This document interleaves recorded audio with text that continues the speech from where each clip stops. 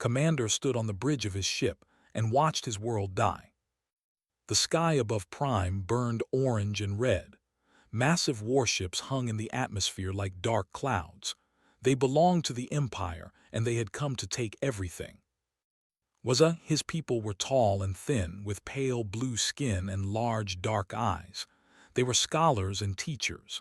They studied the stars and wrote poetry about the universe. They had never wanted war. They had never prepared for it. Now war had found them anyway. They were different. They were creatures with hard shells and many legs. They moved in swarms and thought as one mind. For thousands of years they had swept across the galaxy, taking planet after planet. No species had ever stopped them. No species had ever truly tried. Received reports from the surface every few minutes. Each one was worse than the last. The capital city was burning. The great libraries were destroyed. Millions were running through the streets, searching for shelter that did not exist. The ground forces moved through everything like a flood, killing anyone who stood in their way. His communication officer, a young female named Sara, looked up at him with tears in her large eyes. She was barely an adult. She should have been studying at a university, not watching her civilization fall apart. "Commander," she said, her voice shaking, "the orbital defense stations are gone, all of them. We have nothing left." Closed his eyes. He had known this moment was coming. The fleet was small and old. Their weapons were designed for mining asteroids, not fighting wars. Against they had never stood a chance. "How many ships do we have left?" he asked. 12, sir. The rest have been destroyed or have surrendered." 12 ships, that had over 300. Walked to the window and looked down at his planet. He could see the fires even from orbit. Entire continents were covered in smoke. His home, the village where he had grown up, was somewhere down there. His family was somewhere down there. He wondered if they were still alive. "Sir," Sara said again, "what do we do?" Did not have an answer. There was nothing to do.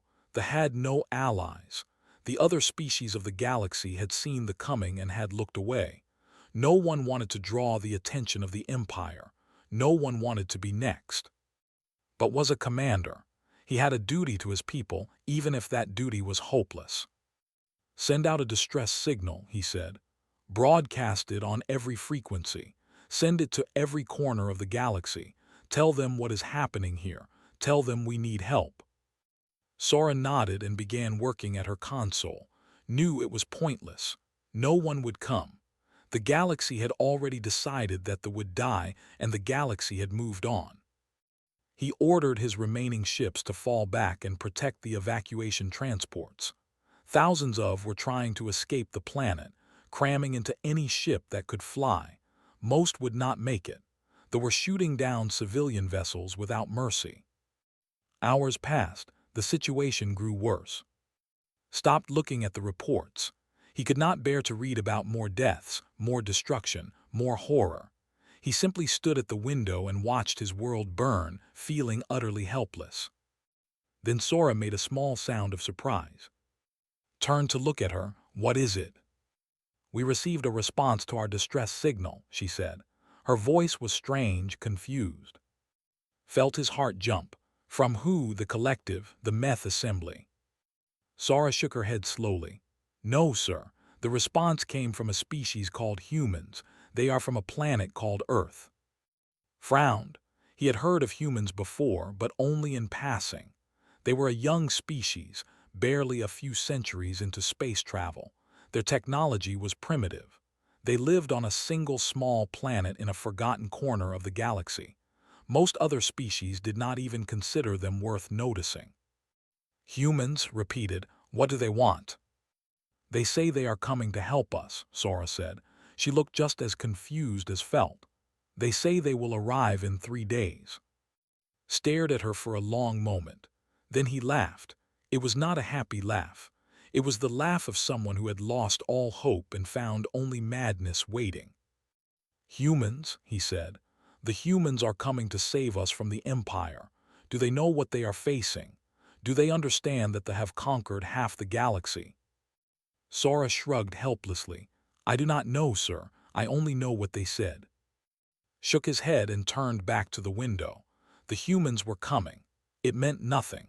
They were a primitive species with no real military power. They had probably never even seen a real war before. They would be like insects flying into a flame. Still felt something strange in his chest. It was not hope. Hope had died hours ago, but it was something, curiosity perhaps, or wonder. Every other species in the galaxy had ignored the distress call. They had calculated the odds and decided that helping would only bring death to their own worlds. They had made the logical choice. But the humans had responded. They were coming to fight an impossible battle against an unstoppable enemy. They were coming to help strangers they had never met. They were coming even though every calculation in the universe said they would fail. Why? Did not understand. He could not understand. The humans made no sense. He watched his world burn and waited for them to arrive. In 3 days, he would finally meet this strange young species. In 3 days, he would learn what made them so foolish, so brave, or perhaps so insane. He did not know it yet, but those 3 days would change his understanding of the universe forever. He did not know that the humans were not coming to fight a battle. They were coming to teach the galaxy what it meant to be afraid. 3 days felt like 3 years. Spent every moment watching the tighten their grip on Prime. They had stopped bombing the cities. There was nothing left to bomb. Now they were moving through the ruins, searching for survivors, dragging from their hiding places and putting them in chains. They did not simply kill. They conquered. They took prisoners and used them as slaves to build their empire, had heard stories of species that had been under control for centuries. They had forgotten their own names. They had forgotten what freedom meant. He would not let that happen to his people, even if he died trying. On the morning of the 3rd day, Sora looked up from her console with wide eyes. Sir, she said, a ship just dropped out of hyperspace. Straightened the humans. Yes, sir, one ship. Walked to the viewing screen and looked at the vessel that had arrived. He felt his heart sink. The ship was small. It was smaller than even the smallest fighter. It looked old and worn, with scorch marks on its hull and patches where repairs had been made. Compared to the massive warships that surrounded the planet, it looked like a toy. That is it, asked quietly. That is all they sent. Sora checked her readings. Yes, sir, one ship. It appears to be a transport vessel. I am detecting 47 life forms on board. 47, against millions. Felt something cold settle in his chest. He had known not to expect much from the humans.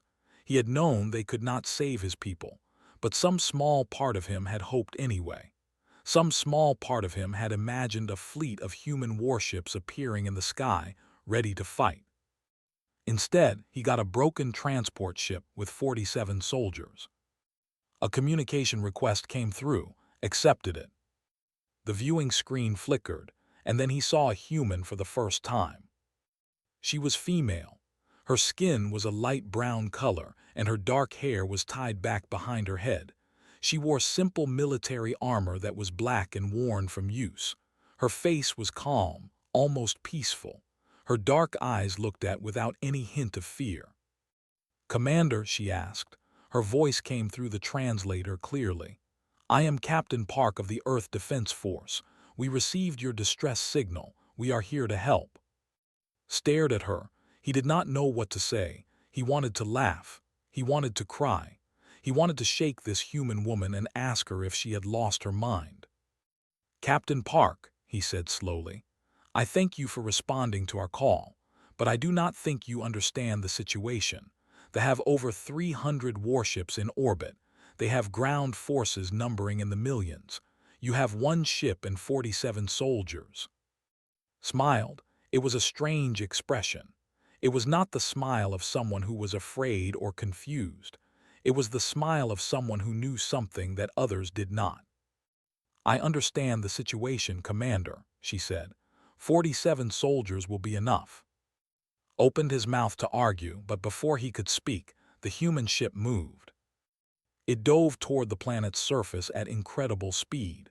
The ships fired at it, filling the space around it with energy blasts and missiles.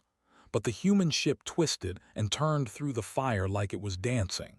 It dodged attacks that should have been impossible to dodge. It flew through gaps that should not have existed. Watched with his mouth hanging open. The ship disappeared into the atmosphere and vanished from his sensors. Moments later, he picked up a crash signal from deep behind lines. "They crashed," Sora said, her voice filled with confusion. "They deliberately crashed their ship in the middle of territory." Gripped the edge of his console. "They committed suicide.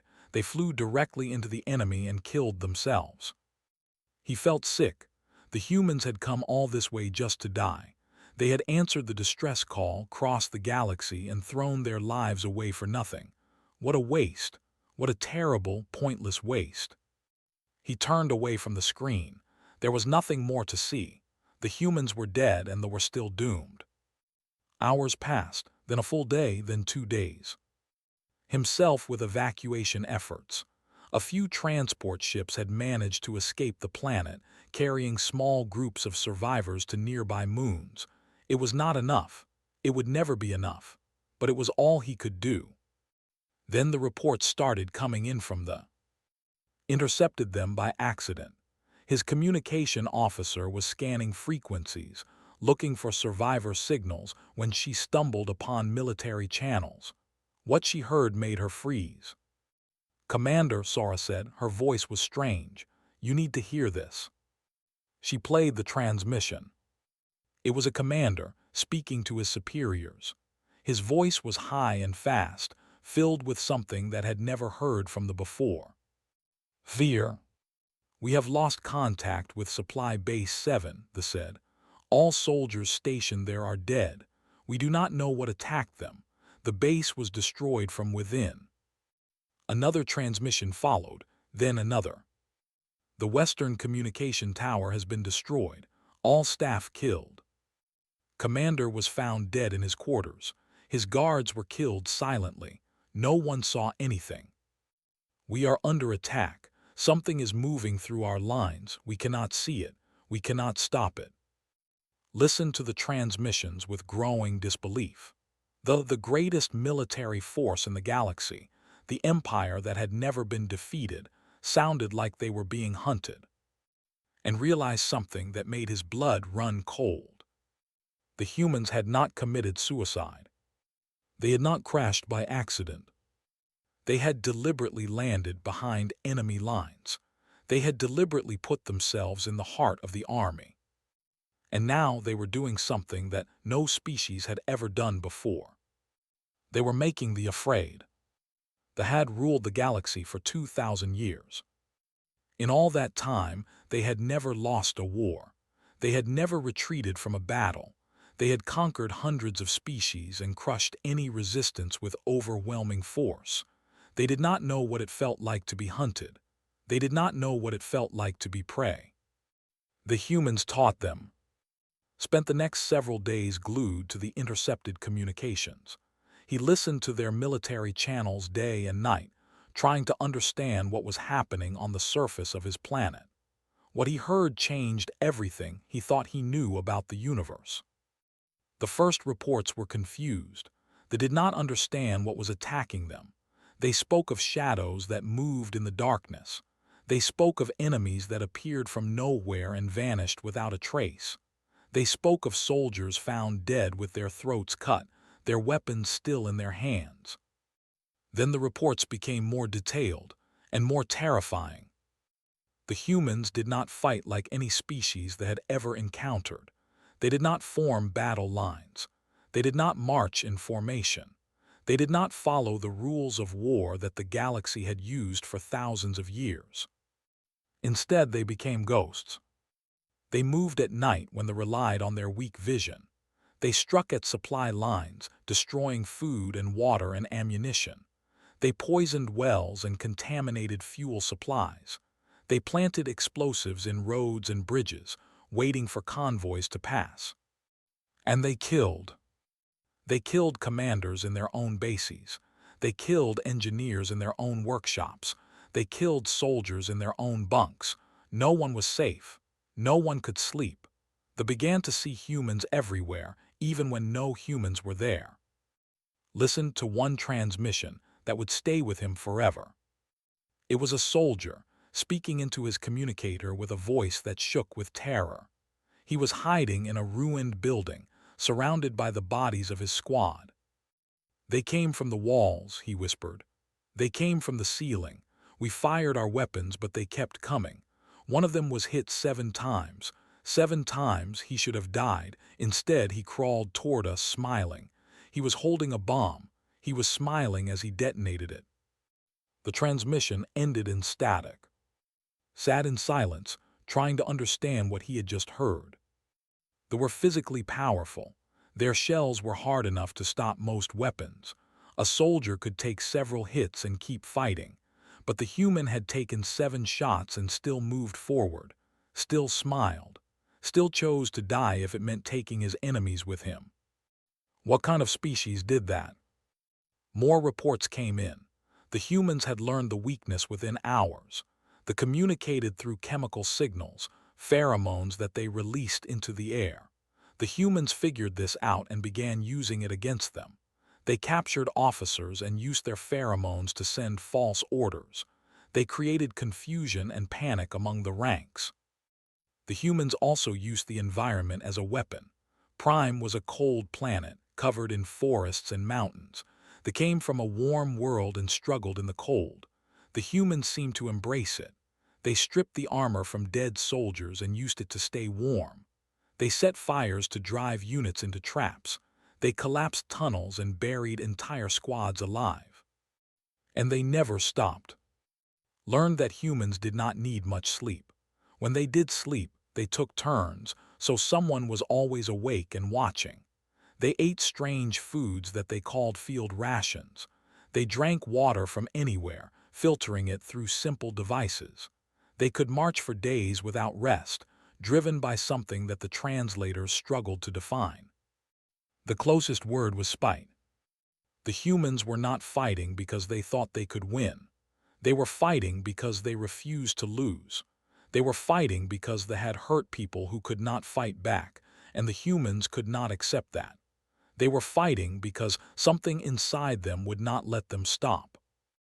Intercepted a transmission from the High Commander, speaking to the fleet in orbit. "These creatures are not soldiers," the commander said.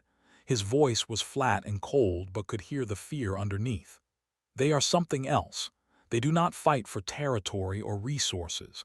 They fight for reasons we cannot understand. They fight with a rage that has no limit and a determination that has no end." He paused. "I am requesting reinforcements. We may need to destroy the planet from orbit." Felt his heart stop. If they bombarded the planet again, everyone would die. The humans, the surviving, everyone. But then another voice came through the channel. It was calm and clear and somehow familiar. "Attention, fleet.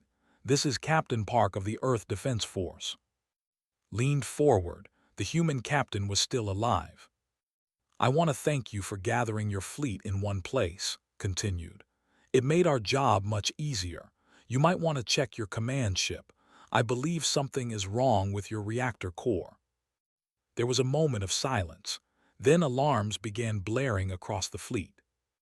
Watched in shock as the main command ship began venting atmosphere. Explosions rippled along its hull. Escape pods launched in every direction as the crew tried to abandon ship. The humans had not just been fighting on the ground. They had been infiltrating the fleet. Finally understood why the galaxy had whispered about humans in fear. They were not strong. They were not advanced. They were not powerful in any of the ways that the galaxy measured power. But they were relentless. They were creative. They were utterly, terrifyingly unwilling to give up. And they had just brought the Empire to its knees. Met the humans on the 5th day. He had taken a shuttle down to the surface to help coordinate the rescue of survivors. His people had been hiding in underground bunkers for days, afraid to move, afraid to breathe. Now, with the forces in chaos, they finally had a chance to escape. Landed near a bunker in the northern mountains.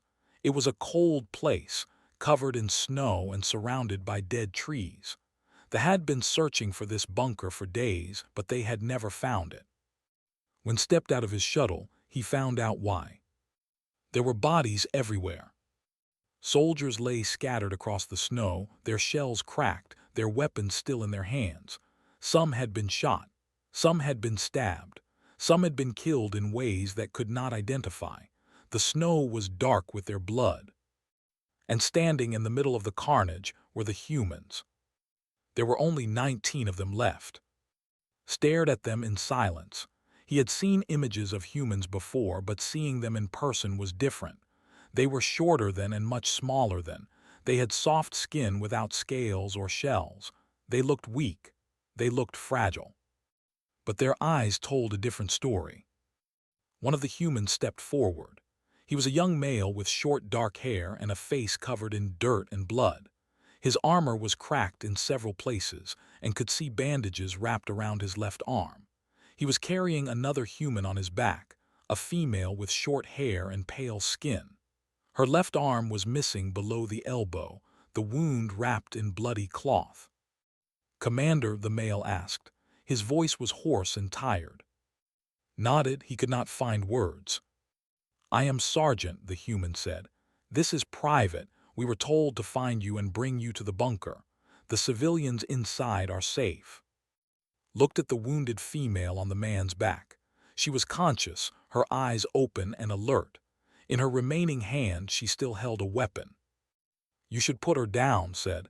"She needs medical attention." Smiled slightly. It was a tired smile, but there was warmth in it. "Would shoot me if I tried. She insists on covering our back." Laughed weakly. It was a strange sound among all the death and destruction. "Sergeant is correct. I can still fight." "You lost your arm," said, his voice filled with disbelief. "I have another one," replied simply. Did not know how to respond to that. He looked around at the other humans. They were all wounded in some way. Some had bandages around their heads. Some limped when they walked.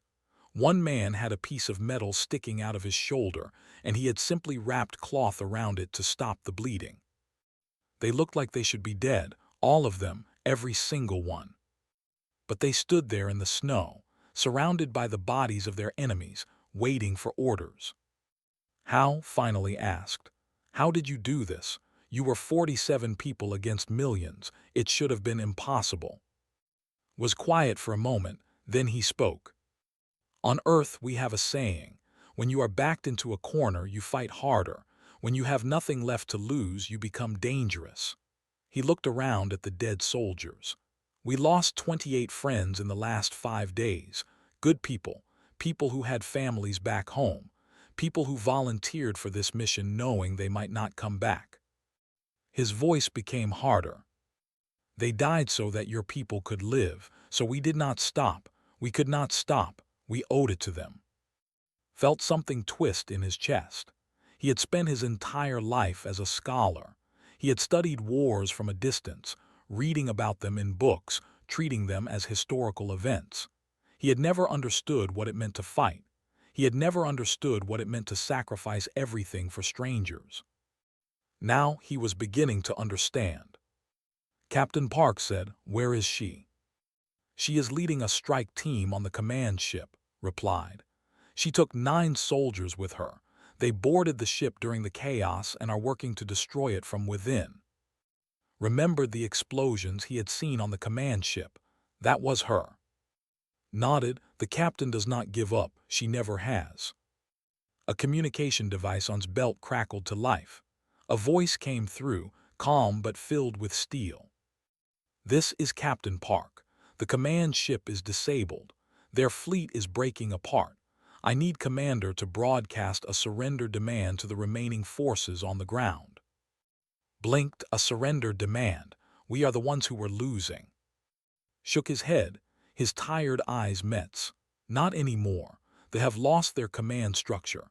Their supply lines are destroyed. Their morale is broken. If you broadcast a demand for surrender, they will have no choice but to accept. Looked around at the devastation. He looked at the wounded humans who had done the impossible. He looked at the sky, where the fleet was falling apart. "I do not understand you," he said quietly. "Your species is young and small and weak. You had no reason to help us. You had no hope of victory. Why did you come?" Smiled again. This time the smile reached his eyes. "Because you asked for help," he said simply. "And we are human. We do not know how to say no." The surrendered at dawn. Stood on the bridge of his ship and watched as the great fleet of the Empire turned and fled. 300 warships, the most powerful force in the known galaxy, running away from a single planet, running away from 47 humans. 19 humans, now. 19 survivors who had done what no species had ever done before. The ground forces surrendered soon after. Without their commanders, without their supplies, without their confidence, the soldiers simply stopped fighting. They dropped their weapons and waited to be captured. Some of them were shaking. Some of them would not stop looking over their shoulders, as if they expected humans to appear from the shadows at any moment. The terror would stay with them forever. Took a shuttle down to the surface to witness the end. He landed near the ruins of the capital city, where the survivors were slowly emerging from their hiding places. The sun was rising over the mountains, painting the sky in shades of pink and gold. It was beautiful.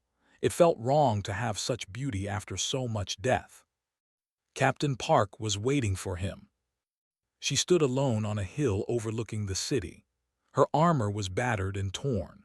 A deep cut ran across her face from her forehead to her cheek, and it would leave a terrible scar. But she stood straight and tall, watching the sunrise with calm, steady eyes. Walked up to stand beside her.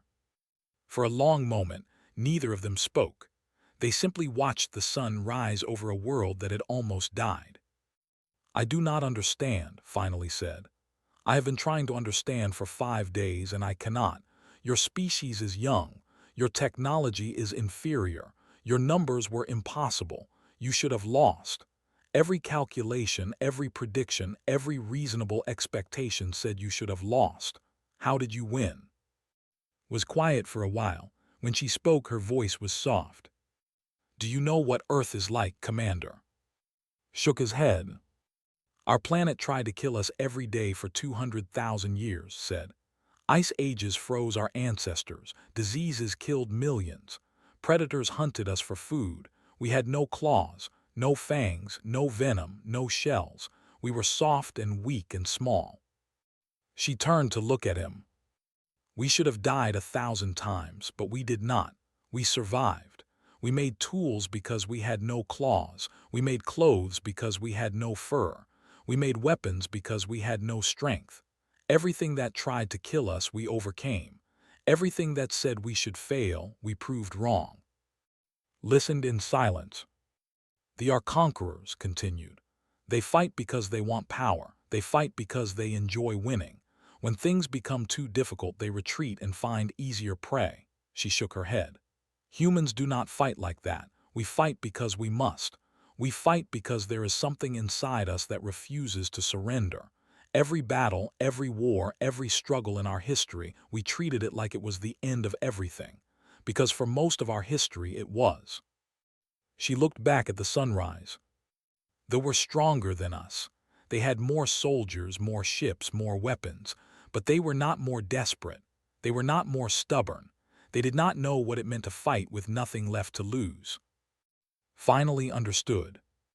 The galaxy feared humans not because they were powerful. The galaxy feared humans because they had been forged in a universe that hated them, and they had won anyway. They had survived ice ages and plagues and predators and wars. They had looked at death and said no. They had stared into the darkness and refused to blink. And now they were among the stars. "What will you do now?" asked. "Your war here is over. Will you return to Earth?" smiled. It was a sad smile, but there was warmth in it. "We will bury our dead," she said. 28 good people who gave everything for strangers. We will remember them. We will honor them. And then we will go home and tell our people what happened here." She paused. "But we will not forget Prime. And if you ever need help again, if anyone ever threatens your people, you only need to call. We will come. We will always come." Felt something he had not felt in a long time: hope. He reached out and took the human captain's hand. Her grip was surprisingly strong for someone so small. "Thank you," he said. "Thank you for saving my people." Nodded. That is what humans do. In the years that followed, became an ambassador to Earth. He wanted to understand the species that had saved his world. He wanted to know what made them different from every other race in the galaxy. He walked through their cities and saw monuments to wars where millions of their own kind had died. He read their history and learned about famines and plagues and disasters that should have ended them. He saw scars on their planet from weapons they had created and used on each other. And yet, he saw children laughing in parks, playing games, chasing each other through the grass. He saw artists painting murals of hope and beauty. He saw scientists reaching for the stars, dreaming of worlds they had never seen. He saw people helping strangers, sharing food, giving comfort to those in pain. Humanity was not a species of warriors. They were not built for violence. They did not enjoy destruction. They were survivors. They were dreamers. They were stubborn, reckless, brilliant, terrible, wonderful creatures who had been broken by the universe 1,000 times and had rebuilt themselves every single time. They carried their trauma like armor. They carried their hope like a blade. And the galaxy was right to fear them. Because when humanity reached the stars, they did not come as conquerors seeking power. They did not come as destroyers seeking blood. They came as protectors. They came as friends. They came to stand beside the weak and face the strong. And they would never, ever stop.